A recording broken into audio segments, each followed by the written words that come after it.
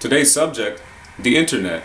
Before I go any further, I want to make it clear that I'm aware that nobody is really interested in my satire videos anymore. Just admit it, you're not. And I understand that nobody wants to sit through 8 or 9 minutes of me talking about facts and lessons that barely anyone even follows. They'd rather listen to trash or misleading information which makes no sense. And they want to laugh. A lot. The one and only reason I put humor in my satire videos is to keep your attention, because if there's one thing people look for in a video, it's humor. Nobody wants to sit through a boring video, so apparently the truth is boring. And based on that outcome, this might be my last one, even though I have an idea for the next one. I mean, I'll try to make them funnier, but I need you to understand that is not what they were meant for. Humor is meant for my miscellaneous and entertainment videos like my last one, Atlanta Taser Review. If you still haven't seen it, go watch it. Now, moving on, the internet. What is that? For a start, everyone knows it as the world's biggest source of knowledge. It is the reason you're even watching this video right now. The internet can bring you a lot of joy. It allows you to do shopping, watch videos, look up links, order delivery, pay your bills, and all sorts of crap. And of course you already knew that. But as much joy as it can bring you, it can also bring you a world of pain the moment you make one stupid mistake. That's right, stupid mistake, because not all mistakes are stupid. In fact, mistakes are the reason we have so many great things in the world now. But I'm not going to get into that. Anyways, here are 8 stupid things people do on the internet. Number 1, they undervalue their personal data. Usually, when you go to a new website and you sign up for it, it's free. But when you do that, you're giving out a much more valuable thing than the website itself, your personal information. Without even thinking, you just go and sign up for it because it looks safe and it looks like it can be trusted. I'm not gonna lie, I used to do that a lot, but that's how I know. And the reason companies want this information is because it can be used to target more relevant advertisements towards you. And the more relevant the advertisements, the more likely you're going to buy. And even though advertisements aren't all bad because it's preferable to see ads for things we actually want, it can be a little weird when you go do a search for fungus and you see nothing but Gold Bond foot powder ads for a week. So like, what are you saying? Should I deactivate my Facebook account, my Twitter account, all my accounts? Alright, here I go. No! I'm saying people should learn to understand the value of their personal data. Oh, okay. Yeah. Give me my phone. How the heck? Because when you think about it, free websites aren't really free because you're paying with your right to privacy. Number 2, they submit sensitive information over an insecure connection. When you submit sensitive information over an insecure connection like your credit card number or your login credentials, it isn't really your fault. Because websites with secure connections use HTTPS rather than HTTP in order to transfer data securely between your computer and their servers. So next time you type in a website in the URL bar, make sure to see HTTPS and not HTTP. And if you don't see it, well, you know. Now, ain't a big deal if you're just going to read or watch something, but if you don't see it, do not send your sensitive information, because if you do, you're a loser. Is that how you feel about your info? It also ain't a big deal if you're on a password protected network, but if you're on a public Wi-Fi connection, anyone can see what you're doing. Anyone can join in on the fun. That's what she said. That's not what she said. Okay, fine. It isn't necessarily a stupid thing people do, but now that you know it's stupid, you know not to do it. And if you do it, then you're stupid. And you don't want to be stupid, because if you're stupid, then just kidding. Number 3, they feed the trolls. To feed a troll is to engage in a pointless argument with a person online that gets you nowhere. If you do this, you're either doing everyone else a favor by keeping them entertained, or you're just annoying them. Not only are you putting yourself in an endless, pointless, anger-filled debate, but you're further polluting the internet with hateful threads of garbage along with the trolls who start them. And the moment you even start to get mad, the trolls have already won because their goal is to make you mad. This is not uncommon. It occurs a lot on PlayStation 3 chat, Twitter, Facebook, and especially YouTube in the comments section. You know how you're just scrolling through the comments and you see a random argument with profanity in it? That's exactly what I'm talking about. Do not allow yourself as the person you know you are to get into that, because you'll just be wasting your time. Trolls are bored. They have nothing else better to do than to say something mean, and that's how they unfortunately choose to spend their time. Why would you want to spend it with them? If they're saying stuff about you that isn't true, just ignore them because they're bored. If they're saying stuff about you that is offending, just ignore them because they're bored. And if what they're saying doesn't really affect anyone else, just remember, they're bored! It's that simple. Also, if you see this happening to someone else and you want to help out, rather than getting into it, but not like that, you instead report the troll to the site's administrator. But yo, wouldn't that be snitching? I mean, I suppose, but that's the right thing to do. And who are you? You're not going to tell me who you are, you're just going to walk away. Just going to walk away and dance while you're doing it too?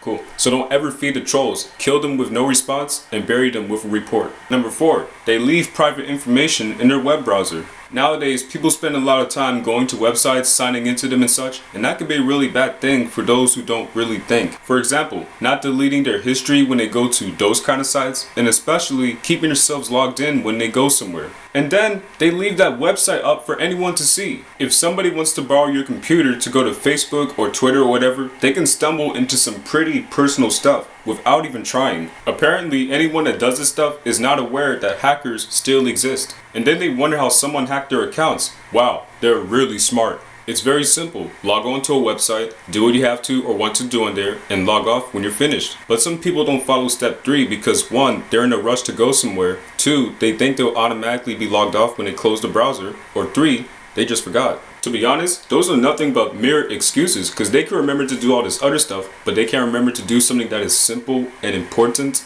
Quit being so careless. Really, is it so hard to just do this? No, so don't do it again or something might happen to you. Number 5, they don't keep a backup of online data. We all know how important it is to back up our data because we've been told many times, but for some reason people still continue to ignore the importance. In case you haven't known, web services go offline all the time. Always keep at least one backup data because you never know what's going to happen to it, especially when it's out of your possession. But some data like photos and videos can be backed up on a hard drive. If you lose your content online, you can always access a copy and upload it somewhere else. Seriously though, if you keep vital data online, be sure you use something to back it up, like InSync or Backupify. If you don't, it can be gone tomorrow with no way to get it back. Wow, where did it go? Unbelievable. Oh, great. Just great.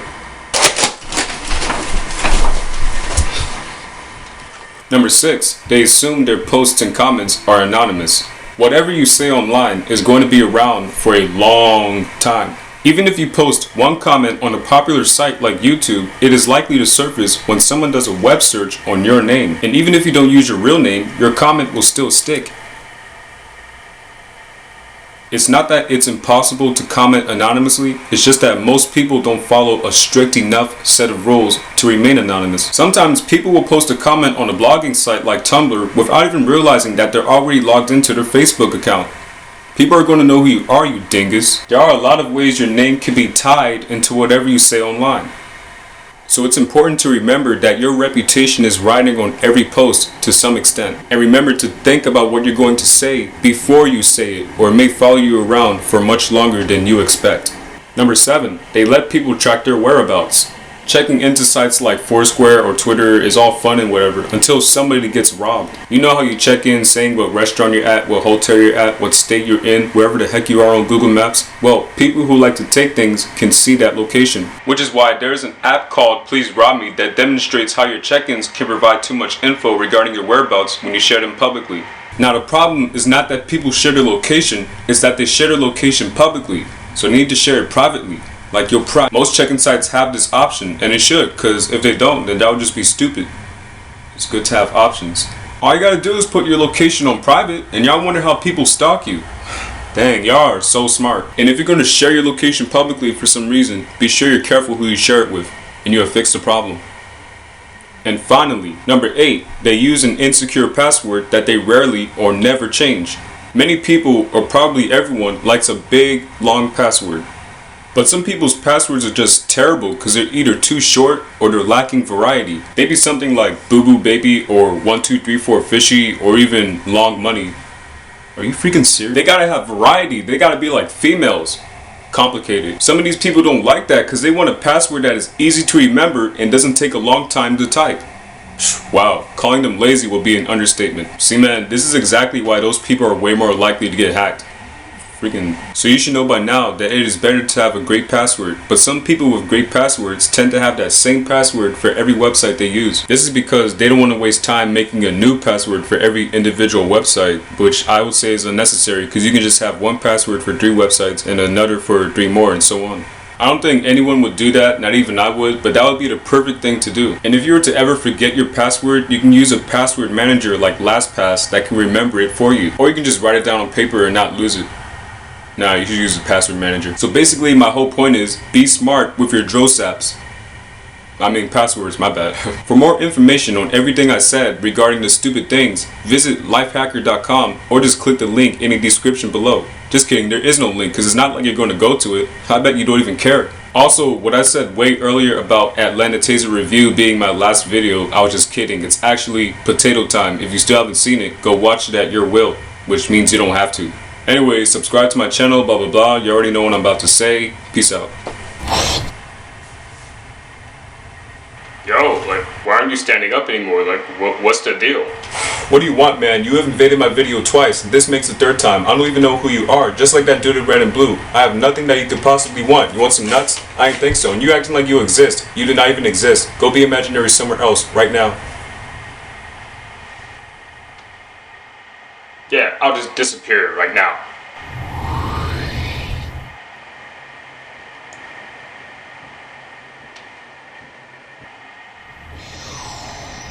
I have to go get my phone so I can check the signal. No signal?